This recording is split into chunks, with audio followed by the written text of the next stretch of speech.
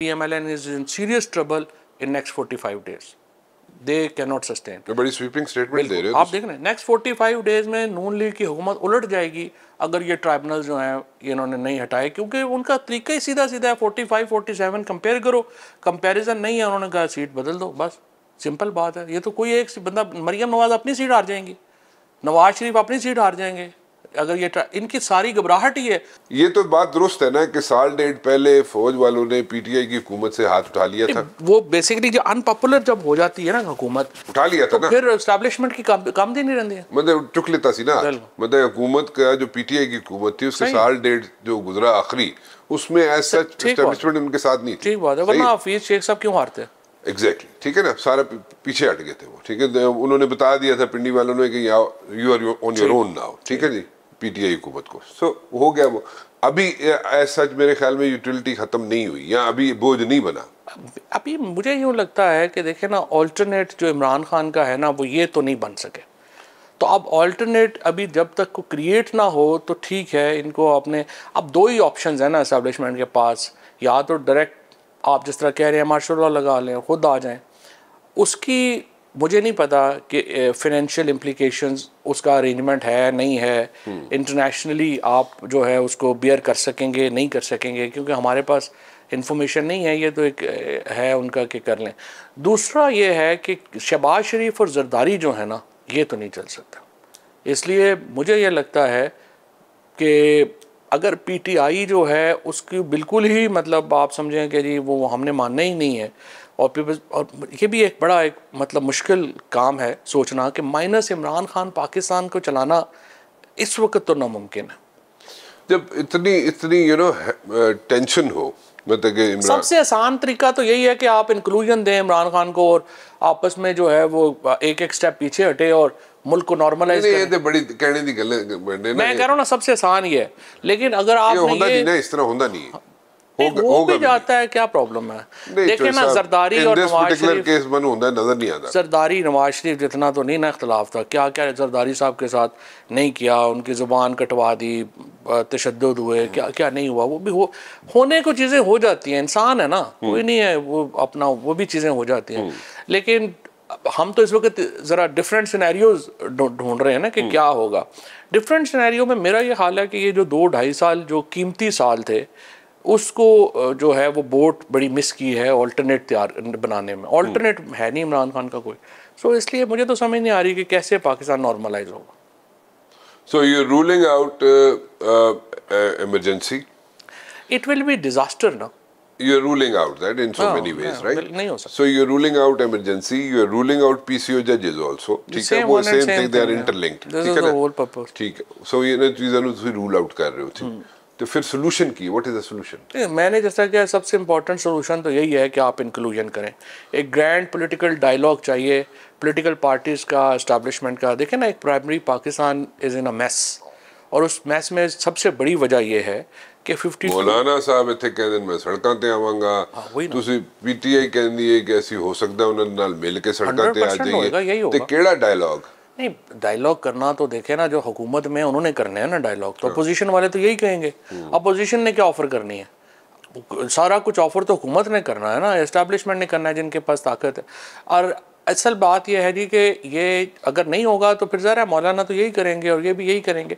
लेकिन मैं सुनता आ रहा है, मैं बड़े अरसे से सुन रहा, रमज़ान तो सुनता आ रहा है, उस तो बाद जनाब ईद के बाद अभी सितंबर के बाद शुरू हो जाएगा, मतलब मौसम ठीक हो जाए। दो वजूहात है ना, एक तो मौसम बेहतर हो जाएगा, दूसरा ये जो बजट है इसके असरात पूरी तौर के ऊपर अभी लोगों को पूरे नहीं समझ आए। ठीक है, अभी इस महीने का बिल आने दें, अगले महीने के बिल आने दें, फिर लोगों में वैसी चीखा निकल गई हैं। तो ये वो सितंबर तक लोग जो है वो इंतजार करेंगे। सितंबर के बाद तो खुद ही तारीख शुरू हो जानी है, मौलाना करें ना करें, that's going to be like not good कि अगर तुसी लीडरलेस तारीख शुरू हो जाए तो फिर वो तो एक सिचुएशन बन जाएगी, ये अलग प्रॉब्लम है। अच्छा, उससे पहले अब जो कुछ होना है, मसलन हमें आज जब हम प्रोग्राम ये कर रहे हैं उस वक्त तक कोई एलामिया जारी नहीं हुआ, जो कल मीटिंग हुई है चीफ जस्टिस लाहौर की और इलेक्शन कमीशन की। अब अगर वो ट्राइब्यूनल्स चेंज नहीं कर रही चीफ जस्टिस लाहौर, तो देखें ना, इस वक्त जो सारी घबराहट है ना हुकूमत की, अगर आपने गौर किया हो तो वो ये सीटें देने का इशू जो है वो नहीं है। असल घबराहट यह है कि अगर ये सीटें खुल गई फॉर्म 47 की तो फिर की बनेगा। ख्वाजा आसिफ साहब क्या रो रहे हैं, वो कहते हैं कि जी अक्टूबर में इन्होंने इलेक्शन खोल देना, और जिस तरीके से ये आए हैं पूरी दुनिया को पता है। अच्छा अब ये तारिक जहांगीरी साहब, एक मिनट तारिक जहांगीरी साहब से चलने हैं। अगर इलेक्शन खोल देंगे जैसे ख्वाजा साहब कह रहे हैं, ठीक है, तो फिर दैट मींस कि फिर एक नया सिनेरियो डेवलप होगा, नया सिनेरियो डेवलप हो जाता है ना। उसकी वजह क्या है, देखें ना, इस वक्त तकरीबन 55 सीटें हैं जो खुल गई हैं नून लीग की। इस वक्त जो यहाँ पे नंबर है वो 115 है पीटीआई का, ठीक है, मौलाना के डाल लें तो 120-21 हो जाता है। तो इसका मतलब है कि इनको चाहिए तकरीबन 40 सीटें रिवर्स होंगी तो ये 170 पे आ जाते हैं, और 40 सीटें जो हैं वो रिवर्स हो जाती हैं, बिकॉज 45-47 में सीधा सीधा इतना फ़र्क है। तो उसकी वजह से जो असल घबराहट है, जो आज मरियम नवाज़ ने भी सीधी जुडिशरी के ऊपर बड़ी शदीद तनकीद की है, और फिर वो तो बाकी तो जो है वो कर ही रहे हैं, और जो अपने लोगों के ज़रिए करवा रहे हैं वो तो सबको पता ही है। लेकिन पीपल्स पार्टी को बैकआउट कर गई ये बैन से पहले कह रहे थे कि we are against the ban. पता नहीं पीपल्स पार्टी दरमियान में रखेगी पीपल्स पार्टी का। पहले तो जिस दिन अनाउंसमेंट हुई है गवर्नमेंट की तरफ, उस वे तो बिल्कुल फ्रंट फुट ते आके पीपल्स पार्टी ने कहा जनाब के we are totally against this thing कि पीटीआई नु बैन किया जाए, ठीक है। Now they are in two minds probably, कोई ट्वीट कर रहा है, यू नो, ट्वीट कर रहा है नहीं जी पार्टी पॉलिसी नहीं है, इस तरह नहीं है। पार्टी तो जाएगी, जो फैसला भी नून लीग करेगी या एस्टैब्लिशमेंट करेगी पीपल्स पार्टी उसके साथ जाएगी, क्योंकि फैसला तो पीपल्स पार्टी में जरदारी साहब का चलता है ना, बिलावल का तो नहीं चलता। बिलावल तो बेचारा साइड पे बैठा दही खा रहा है, तो उसका तो नहीं चलता। तो जरदारी साहब जो है वो ਜਿਹੜੇ दो गवर्नर लगे ने केपीके दे और पंजाब दे, इस जरदारी साहब दे कहने ते लगे ने या बिलावल दे कहने ते लगे ने? पता नहीं किसके कहने पे मेरे ख्याल में बिलावल के कहने पे लगे। एक छोटी सी ब्रेक ले लूंगा। चोई साहब, ये एडॉक जजेस जेडे लाने दा एक सिलसिला शुरू होया है, और उस तो बाद जनाब वन आफ्टर द अदर सारे जजेस जो एडॉक सारे चले गए, आज तीसरे भी चले गए, आज तीसरे सारे बैकआउट करना शुरू हो गए। कि क्यों हो रहा है? वाई? देखिए इसलिए हो रहा है कि एक इन्वायरमेंट इतनी प्रेशर की बन गई है कि सारे लोग जो हैं वो तैयार ही नहीं है रिस्क लेने को। अच्छा, इतना बड़ा एक पब्लिक मैंडेट जो है वो आपके खिलाफ है कि जिसमें ये कोई जो है वो चल नहीं रहा। अब इसमें आके मुझे ये लगता है कि इलेक्शन कमीशन अब जो है इसको डिले करेगा। सुप्रीम कोर्ट जो डिटेल जजमेंट ला रही है, जो आर्गूमेंट्स हुए हैं, मेरे ख्याल में पूरा इलेक्शन कमीशन चार्जशीट हो जाएगा, और बड़ी जल्दी आप देखेंगे कि जो चीफ इलेक्शन कमिश्नर और मेंबरान हैं ये बड़ी जल्दी ये प्रॉपर इंक्वायरी फेस कर रहे होंगे इलेक्शन रिगिंग के ऊपर। अच्छा, ये होने वाला है। अच्छा, अब ये सारी एफर्ट जो हुकूमत की है वो इलेक्शन कमीशन को बचाने के लिए और अपने आप को बचाने के लिए है। अगर अक्टूबर तक, अब सारा देखें ना, मसला क्या है, मसला ये हो रहा है कि किसी तरीके से फायज ईसा साहब को हम 3 साल की एक्सटेंशन दिलवा सकें।